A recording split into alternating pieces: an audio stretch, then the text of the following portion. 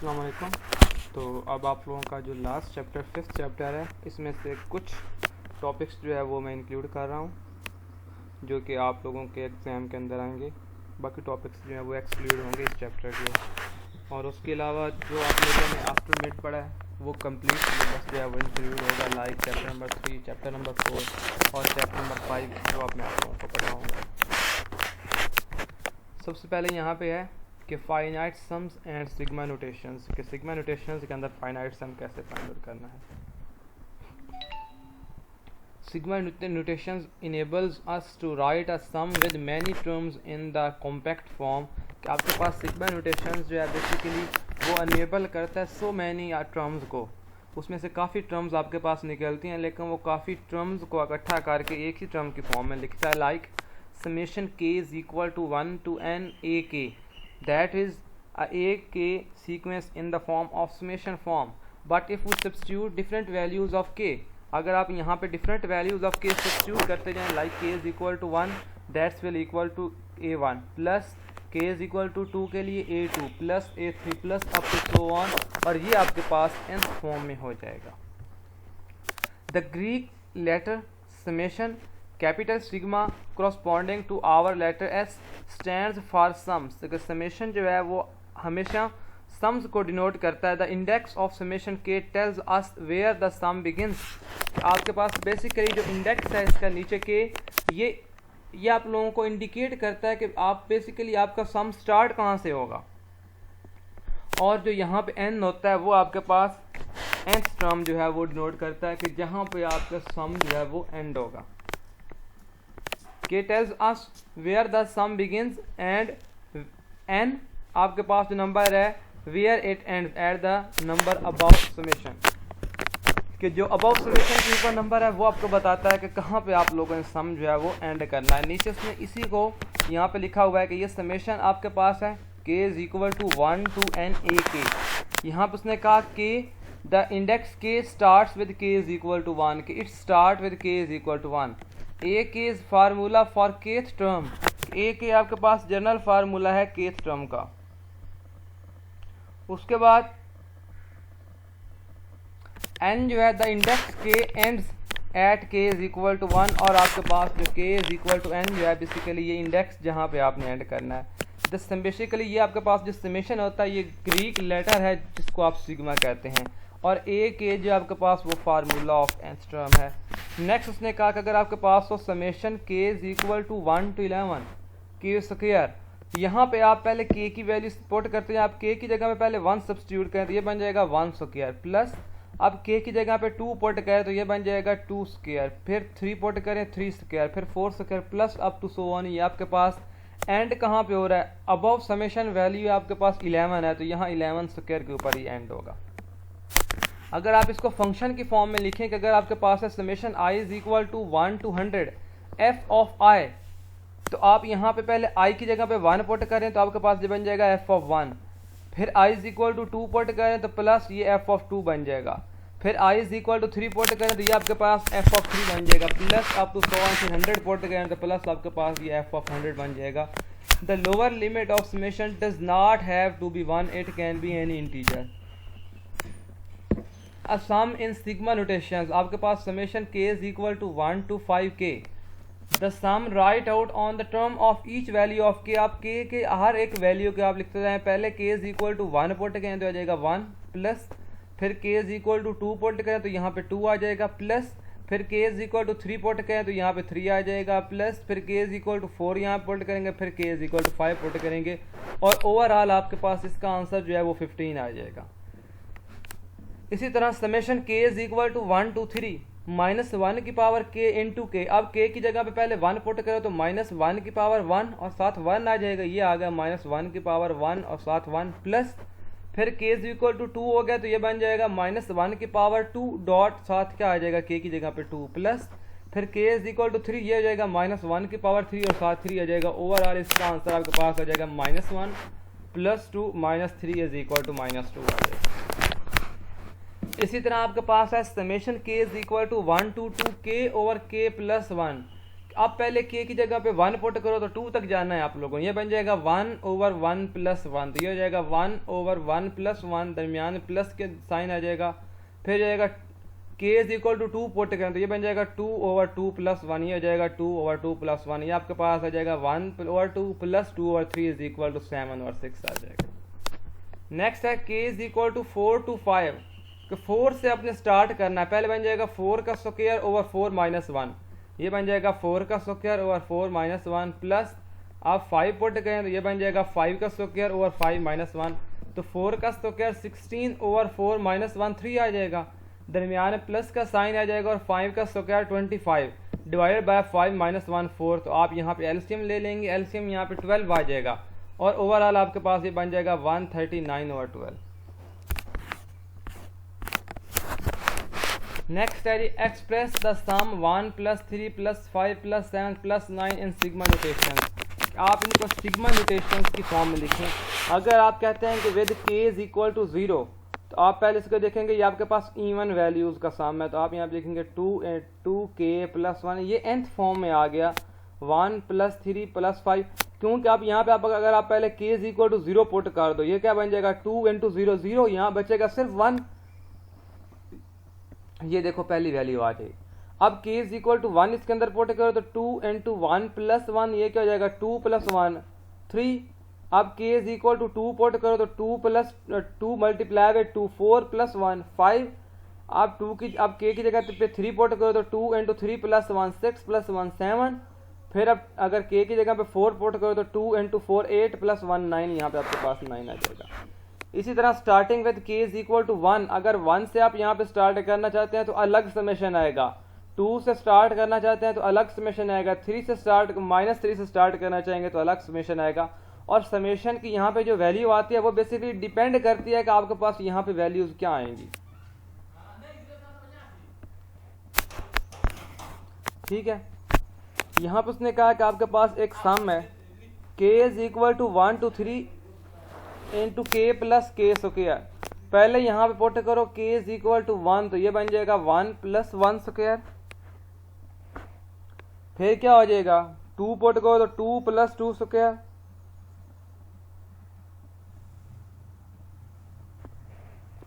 फिर 3 पुट करो तो ये बन जाएगा 3 + 3², तो यहाँ 1 + 1² आपके पास। अब देखें इन वैल्यूज को आप कंबाइन कर दें, 1 2 और 3, ये आ गया 1 2 3, प्लस आप स्क्वायर वाले टर्म्स को अलग कर दें, दरमियान प्लस का साइन लगाएं, 1 का स्क्वायर प्लस 2 का स्क्वायर प्लस 3 का स्क्वायर आपके पास आ गया 1² 2² 3²। अब इसको पहले समेशन की फॉर्म में लिखें, ये क्या आ जाएगा समेशन k = 1 to 3 × 7 k आ जाएगा, प्लस ये आपके पास आएगा समेशन k = 1 to 3 7 आ जाएगा k²। अब आपके पास this illustrate a general rule for the finite sums, आपके पास फाइनाइट सम के फॉर्म में जब आपके पास दो वैल्यू सम हो रही हैं आप उनको अलग अलग जो है वो राइट कर सकते हैं। ये ए के एक अलग समेशन के फॉर्म में आ गया, प्लस ये बी के अलग समेशन के फॉर्म में आ गया। यहाँ तक टर्म आपके पास अलग समेशन में आ गई, दरमियान प्लस साइन लगा के ये वाली वैल्यू आपके पास अलग समेशन के फॉर्म में आ गई। यहाँ पे कुछ रूल्स हैं। पहला रूल आपके पास ये है कि सम रूल है कि अगर आपके पास दो सीरीजेज यहाँ पे हैं तो आप इन दोनों को अलग अलग राइट कर सकते हैं कि पहले summation k = 1 to n a के plus summation k = 1 to n b के। नेक्स्ट है डिफरेंस रूल। अगर आपके पास यहाँ इन दोनों वैल्यूज के दरमियान नेगेटिव का साइन आ रहा है, that is called a difference rule. Then you will write as k summation k = 1 to n a के minus summation k = 1 to n b के। And third rule is constant multiple rule. That means that then you will multiply a constant value along with given series. You have a given series AK and multiply with a constant value C. Then after multiplying where C is a constant, we take it out from the given series. और आप इसको इस series से बाहर लिख देंगे C को, क्योंकि ये constant value थी, तो C out of समेशन आ जाएगा, ये बन जाएगा C dot summation k = 1 to n a के। थर्ड है constant value rule. Constant value rule ये है कि अगर आपके पास यहाँ पे given term just constant term है कि कोई भी वेरिएबल नहीं है कि जहाँ k आपके पास आप जो है ऐड कर सकते हो, लाइक यहाँ पे a के b के गिवन कोई भी कांस्टेंट था जहाँ आप k की वैल्यूज डिफरेंट पुट कर सकते थे, लेकिन यहाँ तो सिर्फ सी है, तो आप यहाँ पे आपके पास क्या होगा, कोई भी कांस्टेंट वैल्यू आप पुट नहीं कर सकते, बल्कि आप इस n को साथ मल्टीप्लाई कर देंगे, ये बन जाएगा n डॉट सी।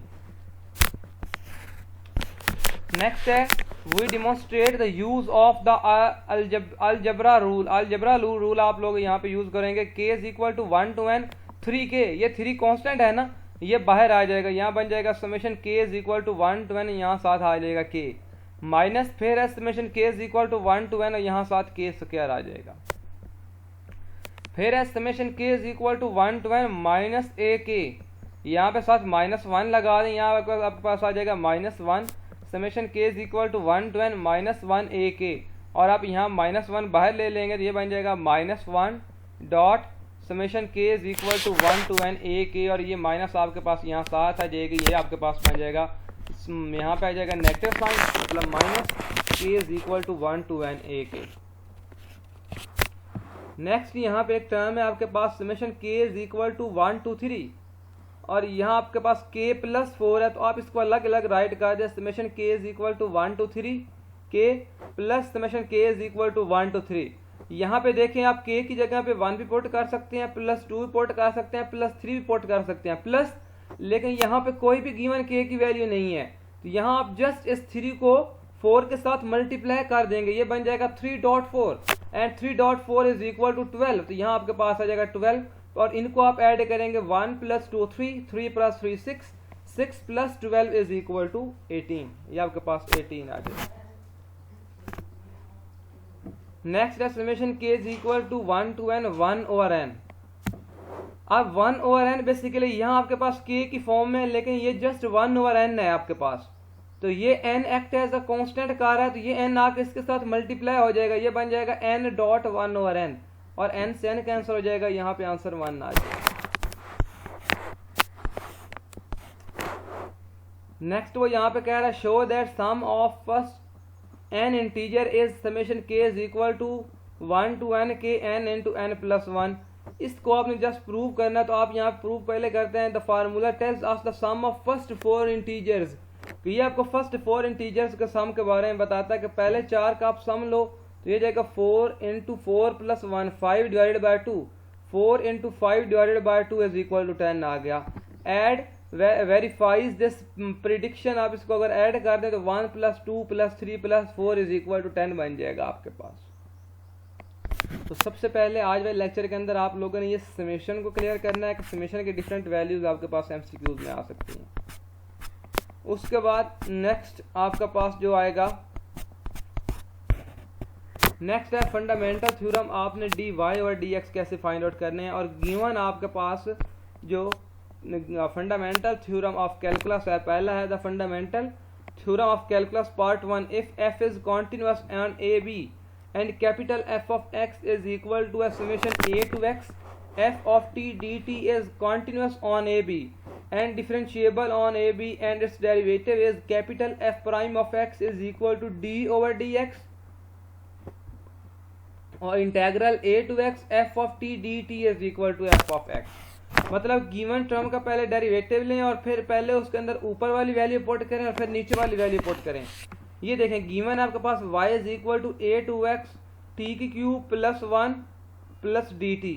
अब यहाँ पे आपने डेरिवेटिव लेना है बोथ साइड, इधर भी डेरिवेटिव ले लेंगे, इधर भी डेरिवेटिव, ये डेरिवेटिव से ये टर्म खत्म हो जाएगी, ये आपके पास जस्ट बच जाएगा, आप यहाँ पे x पुट कर देंगे, ये बन जाएगा x की क्यूब प्लस 1, ये डेरिवेटिव की फॉर्म में है।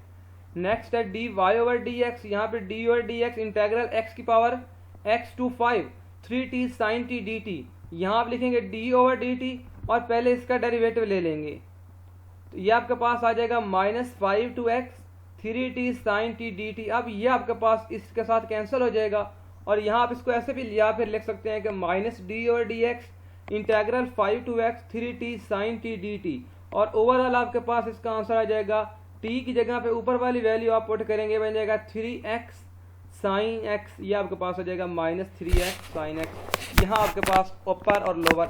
एक बात याद रखनी है कि जब भी इंटीग्रेशन आ जाए या डेरिवेशन आ जाए, पहले अपर लिमिट पुट करनी है, उसके बाद माइनस का साइन लगा के लोअर लिमिट पुट करनी है, कि पहले ऊपर वाली लिमिट पुट करें आप लोग, फिर नेगेटिव का साइन लगा के लोअर लिमिट पुट कर देनी है। जैसे यहाँ पे आपके पास है कि D over D X of 1 plus 3x square to 4, और इधर है 1 प्लस 2 ई की पावर टी डी टी। तो यहाँ लिखें D over D x negative integral, यहाँ पे लिखें 4 टू 1 प्लस 3x स्क्वायर, और यहाँ साथ आ जाएगा 1 ओवर 2 प्लस ई की पावर टी डी टी। तो पहले यहाँ पे नेगेटिव साइन लगाएं तो ये बन जाएगा minus D over D x, और 4 टू 1 प्लस 3x स्क्वायर तक, और 1 ओवर 2 प्लस ई की पावर टी डी टी तक। तो आप इसका डेरिवेटिव लेके पहले फिर इसके अंदर अपर लिमिट पुट करेंगे, माइनस फिर लोअर लिमिट पुट कर देंगे, तो यहाँ आपके पास आंसर आ जाएगा माइनस 6x ओवर 2 प्लस ई की पावर 1 प्लस 3। तो ये आपके पास गिवन है रूल। यहाँ उसने फिर बताया, यहाँ एक fundamental theorem of calculus part 2, if f is continuous on every point a b and f capital F is an anti derivative. तो समेशन आपके पास जो आपके पास integral a to b f of x d of x is equal to, पहले f of b put होगा minus f of a आपके पास put होगा। तो यहाँ आपके पास अब वो क्वेश्चन करेगा, गिवन है cos x, पहले cos x की इंटीग्रेशन लें, वो क्या आ जाएगा sin x। फिर आप इसको ऐसे ही लिखते हैं 0 टू पाई, ये आपने 0 टू पाई ऐसे लिख दिया, पहले ऊपर वाली लिमिट पुट करें, ये बन जाएगा साइन x की जगह पे पाई पुट करें साइन पाई, दरमियान में नेगेटिव का साइन लगाएं और x की जगह पे आप 0 पुट करें, तो फिर क्या आ जाएगा साइन 0। साइन पाई भी 0 होता है और साइन 0 भी 0 होता है, तो आंसर 0 आ जाएगा। इसी तरह integral minus pi by 4 to 0 secant X tangent X D X, इस कंप्लीट की इंटीग्रेशन आपके पास, क्योंकि सीकेंट एक्स का डेरिवेटिव होता है सीकेंट एक्स टेंजेंट एक्स, इसी तरह सीकेंट एक्स टेंजेंट एक्स की इंटीग्रेशन वापस रिटर्न हो जाएगी सीकेंट एक्स। यहाँ आपके पास हो जाएगा सीकेंट एक्स, और लोअर लिमिट है उसकी माइनस पाई बाय 4 और अपर लिमिट है 0। पहले अपर लिमिट पुट करें secant 0 minus secant minus pi by 4, तो सीकेंट 0 इज इक्वल टू होता है 1, माइनस माइनस प्लस, या आप माइनस ऐसे लिखा रहने दें यहाँ पे, और सीकेंट माइनस पाई बाय 2 आपके पास होता है 2 स्क्वायर रूट, तो यह आ जाएगा 1 माइनस 2 स्क्वायर रूट, आपके पास आंसर आ जाएगा। इसी तरह आप लोग याद रखेंगे, पहले अपर लिमिट पुट करनी है और फिर लोअर लिमिट पुट करनी है। ये आप लोगों का जो है डेफिनेट इंटीग्रल्स के कुछ क्वेश्चन हो गए आज, और कुछ समेशंस के क्वेश्चन हो गए।